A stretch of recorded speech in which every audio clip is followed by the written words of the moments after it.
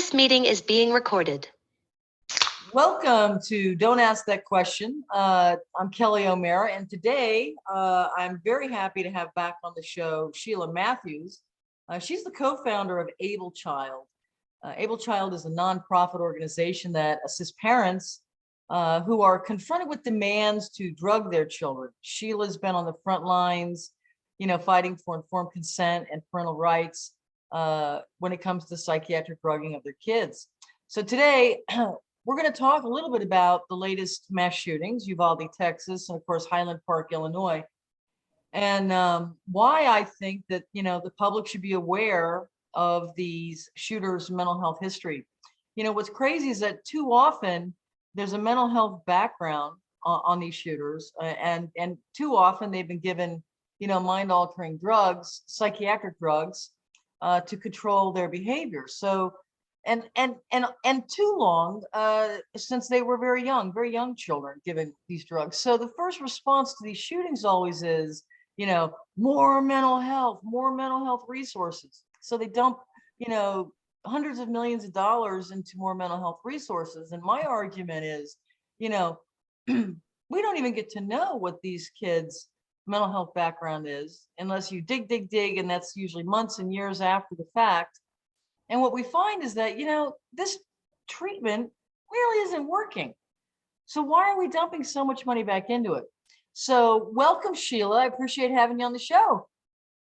Thanks, Kelly, for having me back. I'm honored. Oh, it's always good. We're going to have a good conversation today. So I guess what I'd like to do is kind of start out with talking about Uvalde, the shooting in Uvalde, because yesterday a video came out or was released of the school, Robb Elementary, and it shows, the fisheye camera down the hallway where the shooter came into school, walked down the hallway, and started shooting into rooms 111 and 112. So I did an entire show a couple weeks ago on the investigation so far that has come out on the Uvalde shooting.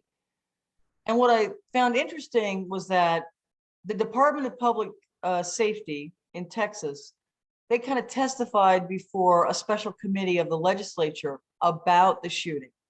And a gentleman by the name of Colonel McGraw, he's the guy that got up and kind of explained, here's a step-by-step timeline, and this is what happened when, and so forth and so on. And I found it interesting that during this conversation to the state, special committee, that he said that the Uvalde chief of police, Arredondo, had requested keys to open that door, room 111, like 5 times during this standoff. And it's not just going, hey, I need keys. It's, hey, the door won't open. These keys aren't working, which leads you to believe that he's trying to open the door, right? So at the end of that timeline, Colonel McGraw of the DPS says to the legislature, a sledgehammer was brought in, room was breached. So that tells me, oh, well, they had to use a sledgehammer to get in, right? Any normal person would say, yeah, that's what it sounds like. Of course, he didn't say that. He just said a sledgehammer was brought in, room was breached. Okay, confusing. Why the confusion on that? So I questioned it. So now with this video coming out, I really am, I'm almost shocked when I watch this video. And one of the reasons is at the very beginning of the video, you see the shooter enter the school from the outside door that, according to McGraw in his report, the lock didn't work that time.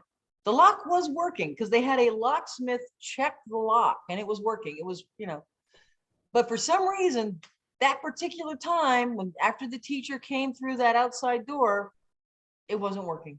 And that's how he was able to enter the school to begin with. So we see him enter through that door. Watch him walk down that hallway. And he stands outside the classroom. Now remember, the classrooms are 2 doors right next to each other, separated by like maybe 6 inches of drywall, right? There's 2 doors that open, right? So you have rooms 112 and 111. And then there's like a 3-foot enclave. So you walk down the hall, turn to your right, there's a 3-foot enclave to get to these doors. This video that they released yesterday clearly shows the shooter standing outside of those doors and shooting at the doors, right? So I'm going, well, seems to me Colonel McGraw might have put that in his report to the legislature. The shooter stood outside classrooms 111 and 112 and shot dozens and dozens of bullets into the door. I mean, that's important information. And it certainly says to me, I don't think the door was open. I think he shot the door open. Okay. I mean, again, my question here, why would he not put that very important information into his report to the legislature? What do you think, Sheila? Well, I think that nothing makes sense. And the video where you describe, because I reviewed it before I came on, clearly shows him shooting at the door. I think it's bizarre that they wouldn't include it. I think it's bizarre on so many levels, but not having that hearing in front of the legislators and trying to come to a solution, I would think he would have included that. Yeah, I mean, we have a Uvalde police chief, the chief of police, saying the door is locked, right? It's locked. I can't get the keys in. Well, if this kid is shooting at that door, it sounds to me like he's shooting to get into the door. Okay. How could he put keys in a door that's all been shot up? Why would they need a sledgehammer at the end, right? Why would they need a sledgehammer? It's bizarre to gain entry into the room after the kid is standing there. And it's important. It's at the 11:33:25 for anybody who wants to watch this video. That's where you see the kid doesn't go directly into the room. He goes down the hall, turns left, and starts shooting at the door. He hasn't been in the room yet. He's trying to get in that room. Okay. So I'm like, this is really confounding because, again, somebody's lying. Somebody's lying here. Either the police chief is lying or, Colonel McGraw of DPS is lying. How was the room breached? Why can't they give us a straight answer? Further, where is the body cam cameras, okay, of the Border Patrol breaching that room? Why can't we see their cameras breaching that room? That would tell us what the door looked like. Well, a lot of times they want to review these for lawsuits.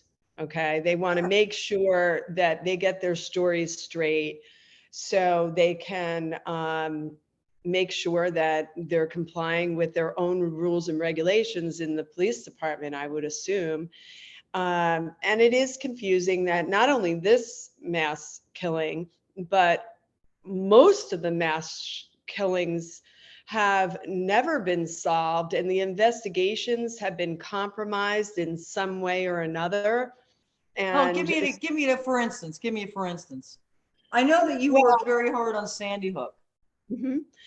Well, with Sandy Hook, I work more on the psychiatric aspect of the drugs and the toxicology and making sure that we have that data.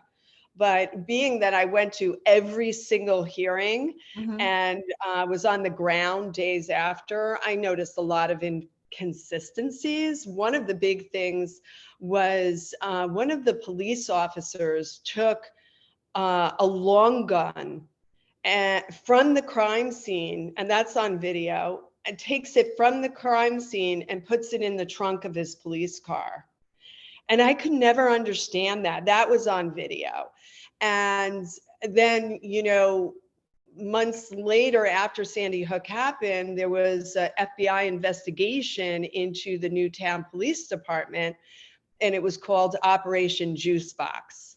And during that investigation, they found out that there was corruption within that police department. And actually, if you Google it, you can find out about who was arrested. It was a sergeant, and they were actually selling long guns and selling drugs that were shipped over from China, fentanyl, and I don't know exactly what drugs they were selling, but steroids. And so there was corruption that was never aired in the aftermath of Sandy Hook. Now, so that's one example. I mean, I don't work on that issue, so I didn't really focus on that issue, but I think the frustration when you have so many deaths associated with these school shootings is, when are we going to start asking the right questions? That's why I love being on your show, and I love the name of your show. It's amazing. Is if we don't actually get the video footage, we don't actually get the toxicology report, a full toxicology report, we don't get the evidence, then we can't really solve these crimes, can we? These are crimes. Right. They're not necessarily, there's two things here that are often blamed. Well, most of it is blamed on guns. And we know that guns they have an operator, just like a car has an operator. And we have laws in this country. And the way I look at it is, of course, everybody wants the law to be followed. But when we see these shootings and we see the massive either incompetence or the cover up, and I do believe when I say cover up, it's like, it's not wanting to lose face. It's not wanting to correct mistakes. I love police officers. I think we need them. I want more of them, absolutely want them, more of them, but I want them trained. Right. And I want them trained properly. And what I see here is there's too many hands in the pot of covering up for failed policy. And I would say it's not a conspiracy. I would say it's more corruption. It's a corruption issue. So if we could have that conversation and talk about corruption, because there's corruption in every really good institution we have. And I think it's up to us to kind of clean it up as people. Well, and that's what we're trying to do is ask questions, right? Just ask, logical questions. For me, how they got in that room, that's really important. It's really important. And it's his first entry in order to do harm to those kids. You know what I mean? Why can't they give us a straight answer? You would think this video would have, answered that question. Okay, we put this to bed. I don't have to ask this question anymore. Instead, it just raises more issues. Somebody in Uvalde, okay, in law enforcement there, in Texas, even if it's the DPS, somebody's not telling the truth here. And you have to say why. Why aren't they telling us how the kid breached that room? Right? Because the cops. Well, I'll tell you why I think it is. And I can't prove this. So I'm just going to tell you my thought is that somebody let him in. And I think it's the same thing with Sandy Hook. There was an initial, actually, it was a helicopter that was over the site the day of Sandy Hook. And there were people in the woods, running in the woods. And there was a lot of questions about that, and it was like, oh, that really didn't happen. And, and so my thought is, are these school shootings being conducted with the help of somebody inside? I mean, that's a question we should ask. I mean, I know that like working on foster care, the drugging of foster care kids and the connection with the CPS, I think, these kids are often linked to trouble within within the Department of Children and Family Services has contact with them at some point.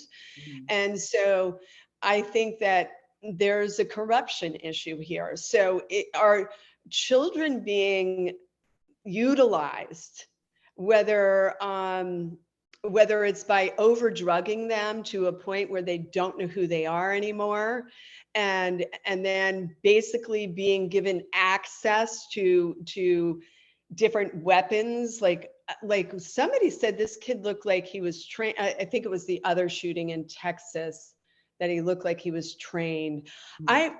I just really feel that we need to clean this up. We've gotten to a breaking point. It has taken 20 years.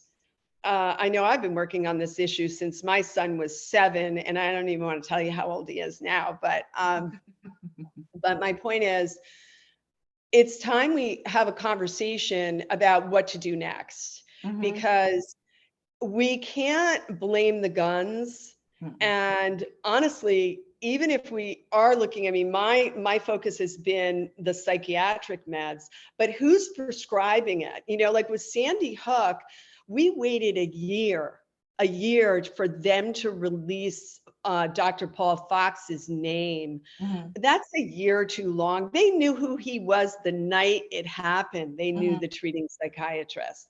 We know that this kid was treated. We know he interacted with the Department of Children and Family Services. I found it very telling that they, what is that word I want to use? I always have such a problem on pulling words up. Redacted. They redacted the police report on the names of the mother said, oh, I get a referral from the Department of Children and Family Services. That name's redacted. The police contacted so-and-so, that person's name is redacted. I'm saying bring those people out. Bring the psychiatrist out. I'd really like to see one of the networks. I don't care what network it is. I really don't. Just bring the psychiatrist out that treated these kids. Let's find out what his record's all about. You know, this is the thing. So let me interrupt you there, because in Uvalde, we have nothing about this kid. Okay. We have nothing about his mental health history. Is it possible there was none? I mean, he was marked as a truant, right? When he was in junior high school. So was Cruz, that other shooter. So what I'm saying is, when you're marked as a truant, you know, the school contacts your family. You know that the school's, you know, mental health people and, you know, DPS, you know, they were all involved, right? That's my point. So I don't think we have any information yet on this kid's history, his mental health history. That's right. Why is that? Why is that? Exactly. Why can't you say without question, he never saw anybody in mental health? You know why, Kelly? Because it's a right to privacy, you know. You know, you can't know about this kid's mental health services because of quote unquote HIPAA laws. I don't know. I think that is a stretch, because if you're crossing over and getting services that the taxpayers are paying for, we're paying for his treatment. Okay. Right. And so I think that if you're charged with a crime, especially a mass murder, I think that goes out the window. I agree. Especially if you're suing, if you're suing the gun manufacturers. If you're suing, if anybody is pursuing legal action against the gun manufacturers, then we ought to be able to do that to the drug manufacturers. You know, we have the ability to regulate drug safety in this country, and we haven't done it. We just haven't done it. I mean, nobody knows what MedWatch is. Nobody really knows how to use the drug safety system in this country. So we should focus on that versus the guns, because the guns, don't pick themselves up, walk Right. into a classroom and shoot up. And you know what? We can look at the video of the police, which I think is a great idea, because you want to know, like, why would you take a long gun off of a scene? Why would you not go into the classroom immediately? You know, why would you stand in the hallway for hours using, I mean, I couldn't even wrap my head around the guy using the hand sanitizer. Right. It was so disturbing to me. But I think overall, it's about time we have a conversation about what privacy are we protecting. Yeah. Well, you know, it's interesting. The mayor of Uvalde, you know, his name's Don McLaughlin. He has written in the last week, 4 press releases. Okay. And the first one was he's talking about the report that came out from ALERT, ALERRT, which is Advanced Law Enforcement Rapid Response Training Center. And these are the people that train cops how to handle school shootings. Well, they put out a report about Uvalde based on the Department of Public Safety's timeline, which again, I could, you know, there's major holes in that timeline.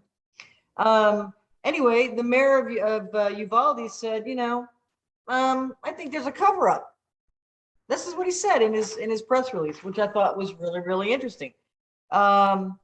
Then he puts out one the next day saying that, you know, he wants the video released, the 77-minute video from the hallway released. Then the next day he says, you know, I'm requesting, somebody had said that that the mayor was requesting that the video of the kids be released. I mean, so he's putting out this press release going, I never said that. I don't want the video of the kids released.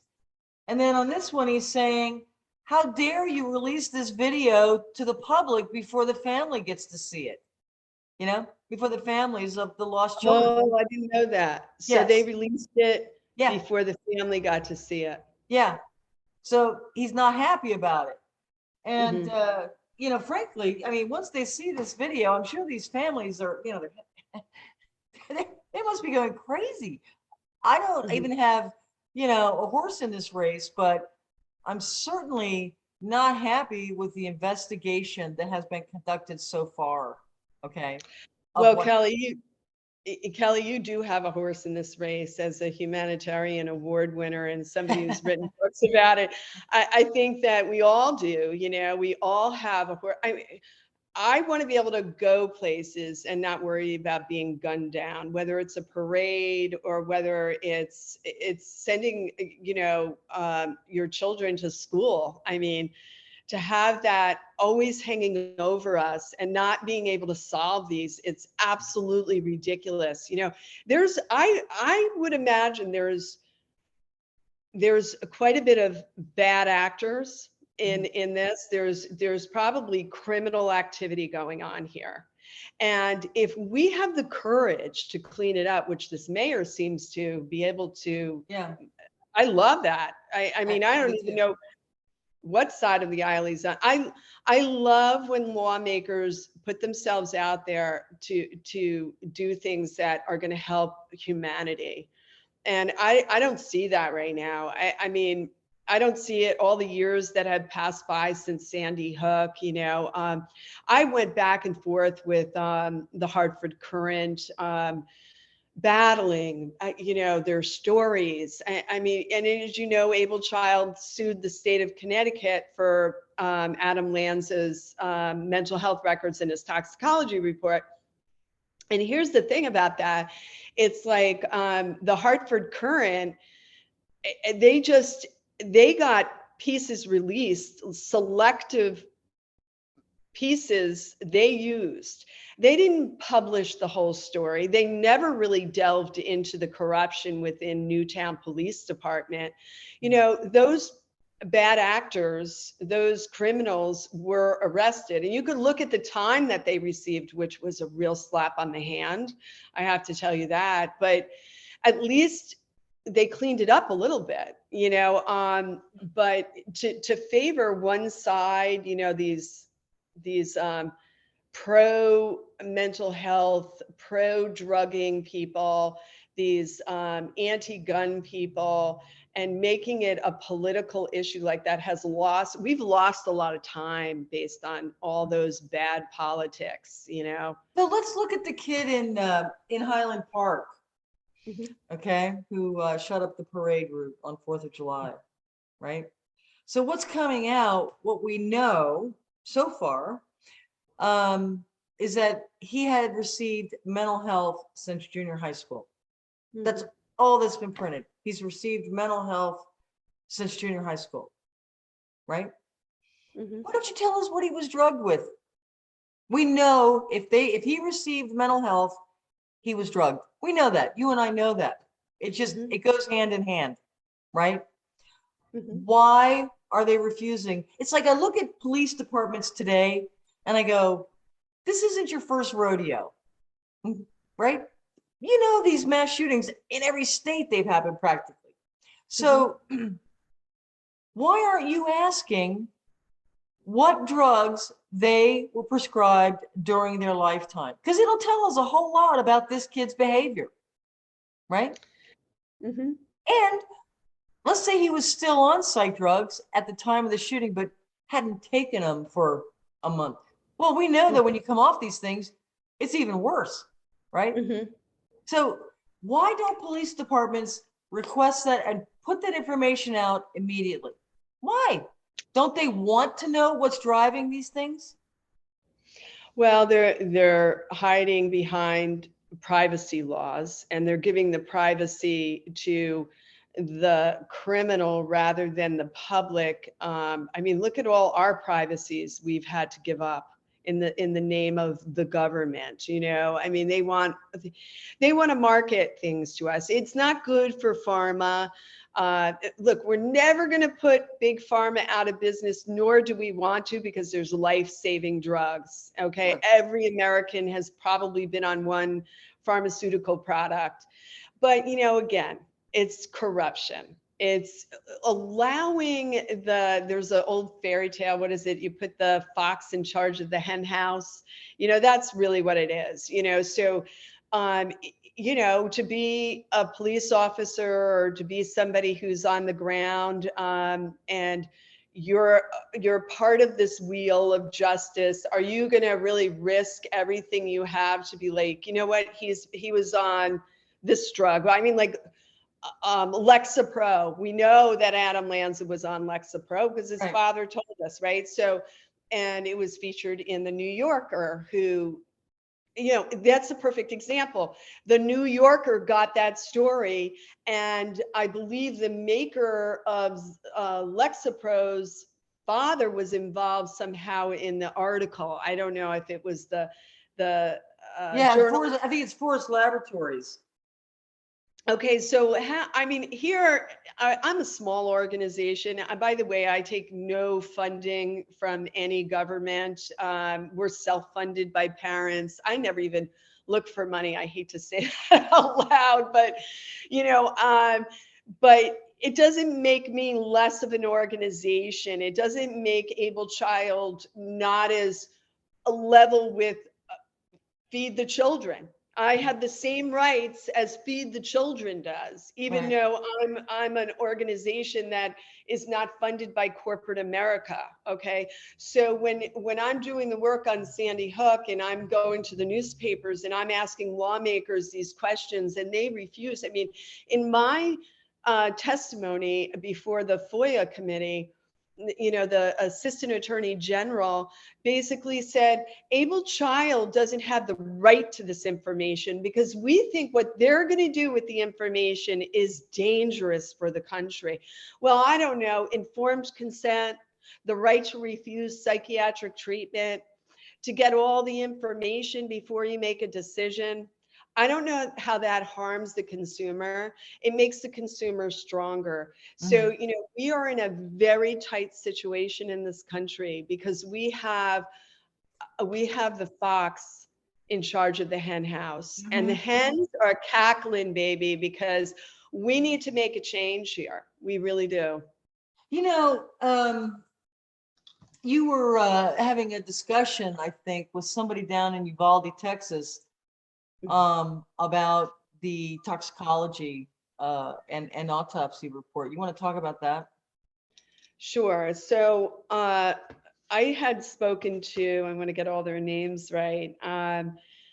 I had spoken to the Justice of Peace, and he was actually quoted in an article saying how he was very disturbed about having to treat all the children and get their autopsy scheduled, and I don't know how he does that job. Like, I wouldn't want to do that job. I really wouldn't. It's but you sign up for that job just like you sign up to be a police officer. So anyway, that was his comment in the press, and so I had followed up with him and asked him about the shooter's body, and he had indicated it had gone to an undisclosed area in Texas, to another county, and for security reasons. And I was really kind of baffled by that, because I was like, he's dead.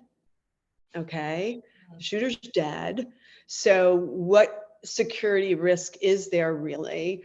Okay, chain of custody, I'm all into that, because there was a breach in Sandy Hook, as you know, that was reported that one of the people had let their husband in to view the body of Adam Lanza. That's a breach in security. So anyway, so I was talking to him about the toxicology report and when it would come back, and he basically said that it would take a couple of months. So then I called over to where the toxicology was being done in Lockhart, and there's a new woman medical examiner over there, and her name is Kimberly Milana. And so I called over to ask some questions about how they do toxicology reports, because I think it's important. I mean, I really want to know, like, how long the blood lasts. And I know it's not many people think of those things, but it's a police investigation, so you need to know what's included in the testing. So anyway, they told me they wouldn't give me any information, that the testing probably will take another 2 weeks or a month to get back to the Justice of the Peace. But I wanted to know how the toxicology panel is constructed, like what drugs are on the panel, and who makes the decision of what to test for, because I thought that was important. Did they give you any answers? No, they didn't. They told me that they could not, they couldn't answer anything. And then if I had general questions, that I could email them, which I did. And I copied the Justice of the Peace in that in that county where the body was taken in. So basically has the body been claimed by the family, or has it been cremated, or? Yes, it was claimed by the family and it was cremated. So that I did find out, and it went to it spent 2 nights in Schertz, SCHERTZ. I don't know how to pronounce that, Texas. It was like a sister funeral service place that was at that location. It was there for 2 days. That bothers me, because I just feel like the chain of custody in these bodies of these shooters is really critical. I don't like to have it. Do we know, I'm trying to get specific here. So did they tell you what day the body was sent to Schertz? They only told me that it was there for 2 days. Didn't they, did they do the autopsy in Uvalde and then just sent the body, or was the autopsy done in Bears County, Lockhart, at the medical examiners? And this Kimberly Molina, is in charge of, she was the one who did it. And they would not give me any further information of their procedures.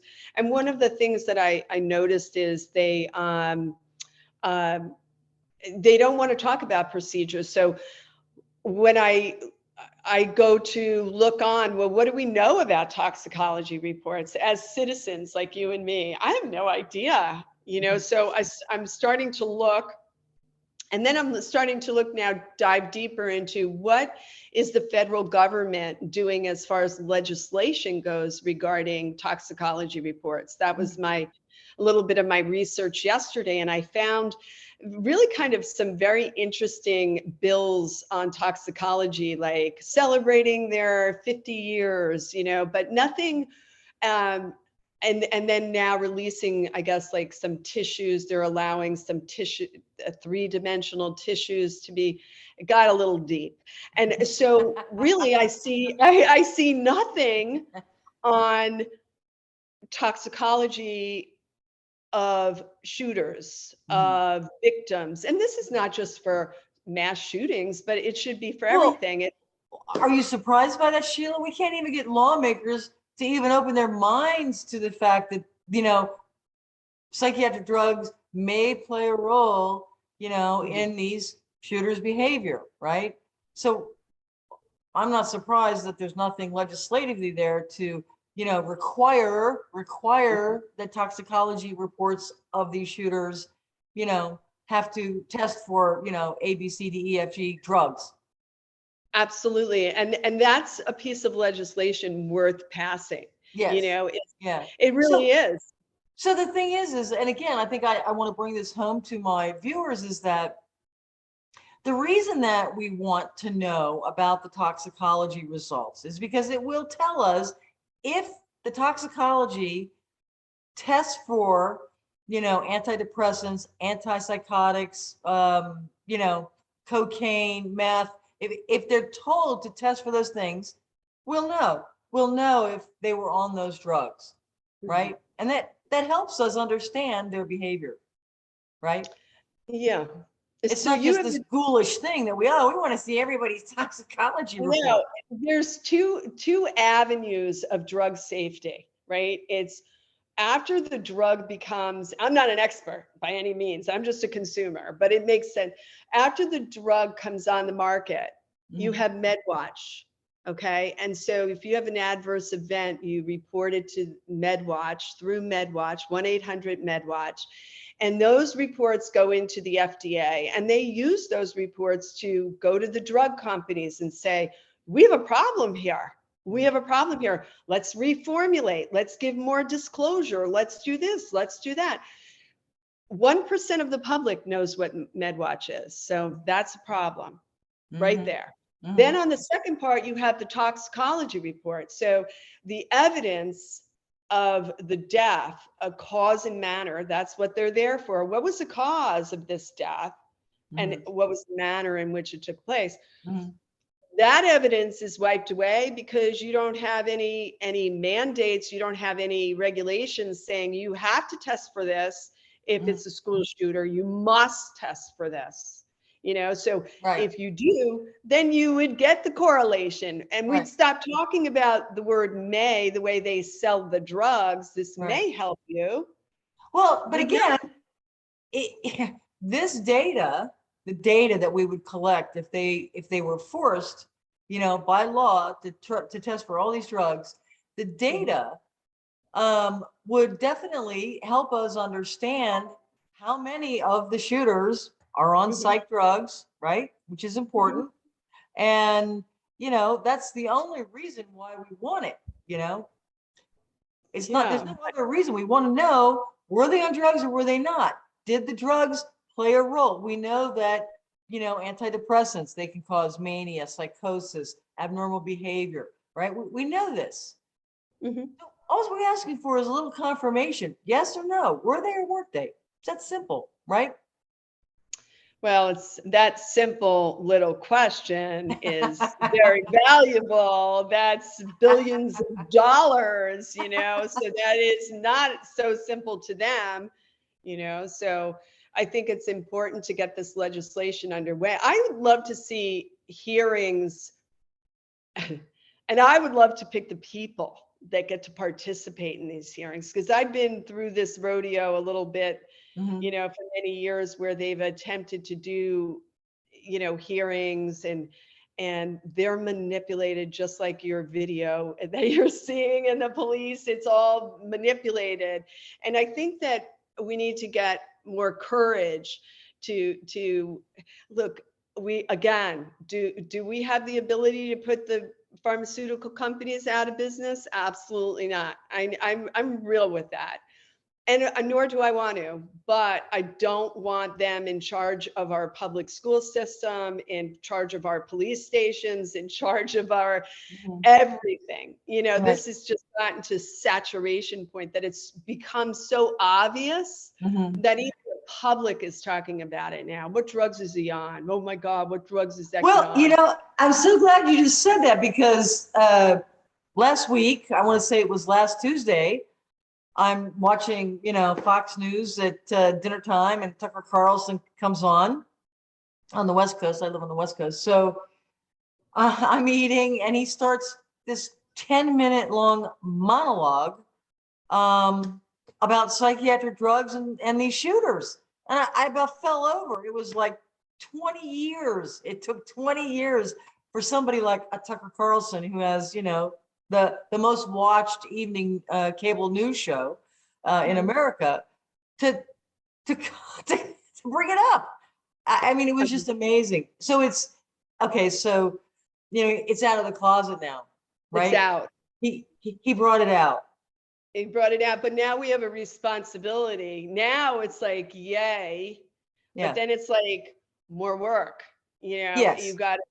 You have to do the work to get the laws passed for the consumer that's going to protect the consumer. I mean, after a while you can blame the guns all you want, but if you continue to have these shootings, I mean, come on, there's something else here. There's something else here. So you can't unring a bell. I always love that. You cannot unring a bell. So yeah, I mean, I would love to see more consumer protection. And Able Child has never been opposed to even, do you think that the drug companies would want me working with them? If it saves one life, I'm into it. Like, I don't care who you are. I'm willing to work with you. But I think it's to the point where it is that saturation level. Mhm. And I think that not having MedWatch on television, the PSA should start immediately. Immediately. I mean, they should do it voluntarily. Do a PSA. I mean, my son created one. You could see it on Able Child, about MedWatch and the statistics of people not knowing Mhm. about. It's. And the FDA says they want more, they want to hear more from the consumer, but yet they do nothing to get that Yeah, out. it's interesting because the FDA will determine, based on the number of reports of adverse events on a drug, they'll determine whether to put a black box warning on it, whether to pull it from the market. I Mhm. mean, it's very important for the public to report adverse events. And yet the only place that it's actually, I mean, it's in every ad in magazines. It has to be in Mhm. every ad, for a written ad. The MedWatch has to be in every written pharmaceutical ad. I didn't know that, Cal. Yes. So when you pick up Time magazine and you'll see a pharmaceutical ad, look down at the end of the article, and there it'll say, if you have an adverse event, call 1-800-MedWatch. Yeah, that's So, great. but they were supposed to include in that legislation television. And I'm not sure how they got away with that. Well, when I worked on my legislation in Connecticut on the 1-800 number, I was trying to get it on the container. And I randomly saw a generic drug bill coming up for a hearing, and I went in on that. And the generic drug companies fight with the name brand drug companies for market share. So there's a lot of infighting there too. So I went in and I was like, I did a little presentation on, I even quoted Merck founder saying, we really care about the consumer. And so I ended up getting the 1-800 number. It was supposed to go on the container. It passed, but then when they went to file the bill, they changed it to be on the prescription. The package insert. Yeah, yeah. And I was Right. like, wow, like, wait a minute, I got this win. And then it went on the paperwork. You know, a lot of them, they said, oh, there wasn't enough room on the container. I'm like, are you kidding me? On the pill bottle. Yeah.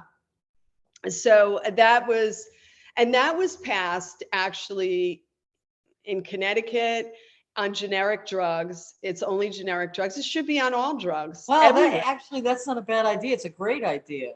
Yeah. Just, I mean, the pharmacy's numbers on there. Why can't MedWatch 1-800 be on there?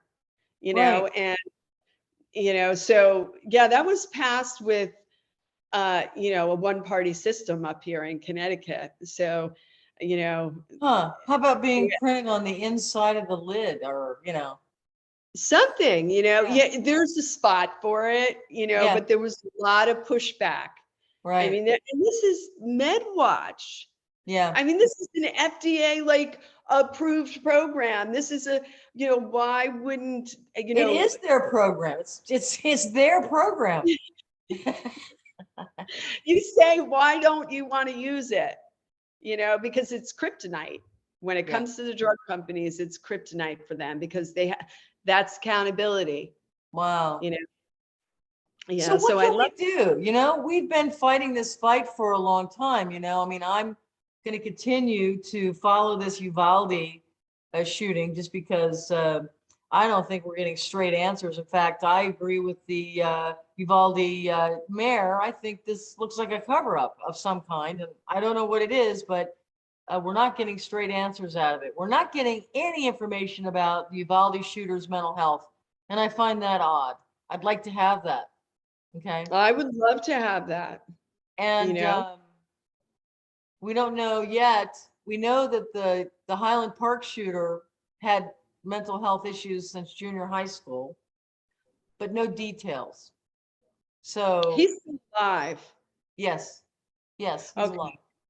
Okay, Yeah. so what my prediction on that, But he's also is 20 some years old. He's not a minor. yeah, but look at the that kid Cruz Mhm. he was captured alive. Now he's just, they'll just spin dry him in the system, continue to spin dry him in the system, and we'll never get any real quality of justice. I mean, here you have these two live shooters, right? That could really tell us a lot. They could really tell us a lot. But I think that they're going to be heavily drugged in captivity now in the system. Yeah. Yeah, you know, I don't know if you've ever watched that movie Deliverance. Mm-hmm. You know, but it's like this corruption they use. I don't know. I don't like to think too deep about it, but yeah, I mean, here's two people that can give us quite a bit of insight, but they're not going to be allowed to. And they're probably going to, you know, I don't know if they're going to end up killing themselves, or I hate to think about any loss of life, even evil in people, you know, you always hope for redemption. But there was one kid that killed his grandparents. It was called the Zoloft case. I don't know if you remember it, Kelly. This young kid killed his grandparents. He had been put on Zoloft it was off label, and it was, the doctors gave it to him, and without even a prescription, like one of those, why don't you take this home and try it? He ended up killing his grandparents. And it was a pretty big case. And it was called the Zoloft offense. And that boy, God, you know, when I think about his life, you know, I pray about him often because he really, you know, I don't believe he was in his right mind. And I believe it was because of Zoloft, you know. Well, look at Andrea Yates, the woman who drowned her 5 kids in the bathtub in Texas. Now she's a mass she's a mass killer. Anything over 4 is considered a mass killer, right? She was on double and triple the legally allowed limit of these psychiatric drugs that her psychiatrist had prescribed her. And if you go through her medical records throughout, the years that, she had these kids and she'd have these episodes, I don't want to be on those drugs. I mean, she's literally saying, I don't feel right on those drugs, right? And so what do? They give her double and triple, the prescription rate. So I'm like, I feel sorry for her. I know that sounds weird, but it's like, I know. she didn't have a chance. Didn't, whatever happened to the psychiatrist? Nothing. That's what burns me the most. That's when you say, what can we do about it? I want every psychiatrist that treats one of these mass shooters to be dragged out into the public. I want to ask you a couple of questions. I think that should be done. Forget what kind of gun that they used, what kind of bullets they had. No, I want to see the face of the treating psychiatrist. I want to know about his past performance. I want to know what behavioral health company he's with. What behavioral health company would allow you to work for them that you're drugging up these kids so bad that they don't even know where they are or what they're doing, So yeah, I would love to see the psychiatrist to be held to account. Well, this is another thing is that, anymore today in today's world, it isn't necessarily a psychiatrist who is prescribing these psychiatric drugs. This is the family doctor, right? They spend 5-10 minutes with a kid. Oh, he's wiggling at school. He's getting in trouble. Oh, we can give him Ritalin. It sounds like he's got ADHD, right? The family doctor is the biggest prescriber of psychiatric drugs, not psychiatrists. I did not know that. I mean, I know how I ended up in this was through the Association of School Psychology. Needs to be ripped out of the public school system, ripped out from the roots. That's a weed that needs to be pulled. So let me ask you something. Didn't you get some federal legislation passed regarding children in school where the teachers and the counselors can't say, hey, you need to be on drugs? Yeah, I worked with Patty, who is the co-founder of Able Child, and I met her by chance, and we say there's no chance, right? Right. Yeah, so it's the prohibition on mandatory medication. And so you can't force a child to go on medication in order to psychiatric drugs in order to attend school. So that's tied to the No Child Left Behind Act. And that was not only passed by me, but I mean, I met parents across the country. I was faxing petitions from mothers from Minnesota to, Illinois. I mean, it was just incredible the amount of parents who were speaking out. I have stacks of letters from parents across the country that really stood up and were, supported the legislation. It was amazing. Well, Sheila, you have done a remarkable job covering this issue for so many years, you and Patty and Able Child. I know you're going to continue to. I know you're going to keep fighting for those toxicology reports. So I want to thank you for everything you do. I'm going to have to wrap it up here. So again, thanks for being on the show. I'm sure you'll be on again because we're not going to let this one go. We're going to keep talking about it until we get some answers, right? Right, Kelly. Thank you so much. And congratulations on your show. Thank you. I appreciate it, Sheila. Take care. Bye.